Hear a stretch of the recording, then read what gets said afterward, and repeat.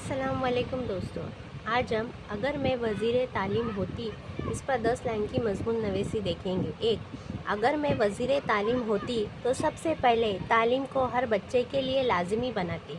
2. میں دیہاتی اور پسماندہ علاقوں میں اسکولوں کی تعداد بڑھاتی۔ 3. اساتذہ کی تربیت پر خاص توجہ دیتی تاکہ تعلیم کا معیار بلند ہو۔ 4. میں نصاب کو جدید دور کے تقاضوں کے مطابق بناتی۔ 5. بچوں کو صرف رٹا لگانے کے بجائے تخلیقی سوچ سکھاتی۔ 6. لڑکیوں کی تعلیم کے لیے خاص اقدامات کرتی اور ان کے لیے سہولیات فراہم کرتی۔ 7. غریب بچوں کو مفت کتابیں، یونیفارم اور کھانا مہیا کرتی۔ 8. پرائیویٹ اسکولوں کی فیسوں پر کنٹرول رکھتی تاکہ سب کو مساوی موقع ملے۔ 9. میں تعلیم کے شعبے میں کرپشن ختم کرنے کی کوشش کرتی۔ 10. میری کوشش ہوتی کہ ہر بچہ پڑھا لکھا ہو اور ملک کی ترقی میں کردار ادا کرے۔